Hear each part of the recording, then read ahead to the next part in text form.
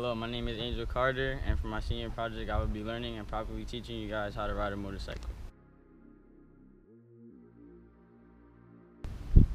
Alright guys, if you guys ever consider wanting to learn how to ride a motorcycle, or even before attempting to get on one, the most important thing about riding is the type of gear you wear. You always want a helmet. The helmet is the most important piece of gear you need. It obviously protects your head just in case of any type of impact or fall. Most helmets come with the shield. Well, a helmet like this comes with a shield. The shield protects anything from getting into your eyes while you're riding, such as wind, bugs, anything. Always have to have a good helmet. The second piece of gear you need is a good jacket. Most jackets come with protection inside, such as padding. I don't know if you guys can see, but right here, this is padding for your elbows. A lot of jackets have padding for your shoulders, your back. Another piece you need for gear is gloves, a good pair of leather gloves. I don't know, as you can see right here, it has a little bit of padding for the knuckles. The gloves are mostly for, if you're about to fall off the motorcycle, your first reaction is always, to put your hands down so your body won't hit the floor. And leather gloves will just protect scrapes, anything, your knuckles. Also, the last two pieces that you would need before you get on a motorcycle is closed-toed shoes. As you can see, I'm wearing boots. Also, long pants. All right, starting on the left side of the bike, this is your shifter. You have 1 down, 5 up. Neutral is in between first and second. All right, here you have your left handlebar, stock grip. Here's your clutch. You have your high beam, low beam, turn signals, horn, your ignition switch, your on-off switch, your starter, and then you have your front brake. On the right side of the bike, you have your rear brake. Anytime you get on the bike, you want to approach and get on the bike on the side where the kickstand is at. So go ahead and get on.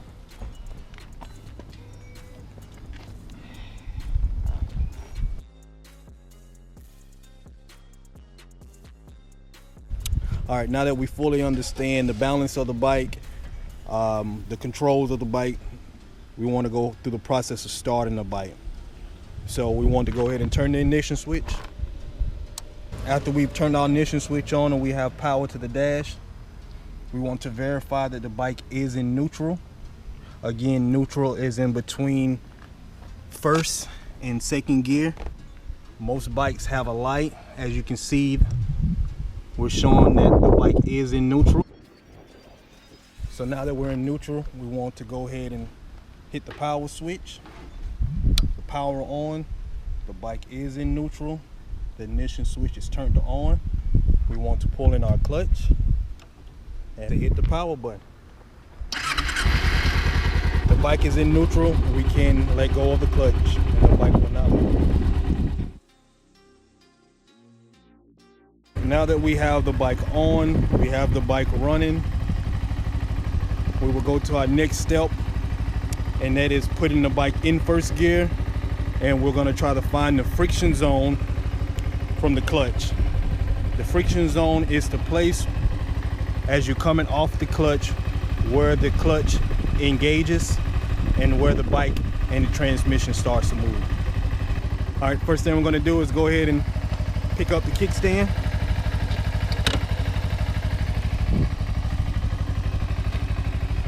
With his hands on, we'll go ahead and put the bike in first gear. The bike is now in first gear. And basically what we're gonna do now is very slightly let his hand off the clutch. Slowly, it's back in. And that's the point we're trying to figure out, at what point, as releasing the clutch, the bike starts to engage back in. As you can see, and you can hear the bike, there's a different sound when it reaches that point right there. So that is the friction zone of the bike. You want to continue with this process until you're very comfortable as far as where the gauge is in clutch. Go ahead and lightly turn the throttle. And you want to turn the throttle back towards you. So you can see how responsive the throttle is. Do it again. You want to slowly be matching the throttle with your clutch release. You go work in very small little pieces. Just want to go just a little bit and then stop.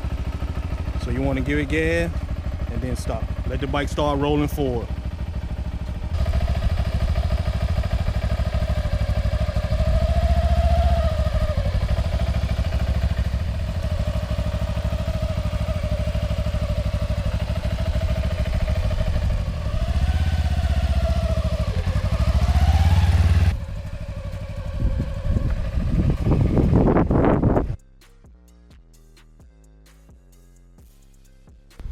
All right, so now that we got first gear down, we'll go over the basics of how to get into second gear and all the gears following first.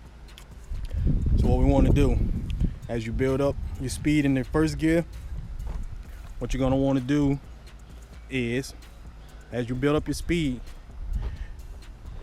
you're going to want to come up off your throttle. So you're going to want to return your throttle back to the original starting place. You're going to want to engage your clutch. Once you have your clutch fully engaged, you're going to want to shift up, one full shift up. If you go a half a shift, you'll go into neutral. Once you click into second gear, you want to release your clutch and reapply your throttle. Step is now, and you're just going to go into second gear. So he's going to start off from first, build up speed. He's going to switch into second. Once he gets to his next point, he's going to downshift into first, come to a complete stop, and then switch the bike into neutral. All right, let's go.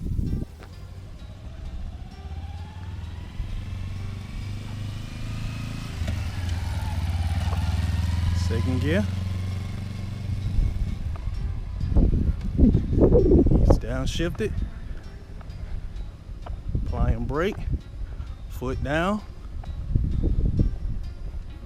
He is in neutral, and he is stopped. Good job.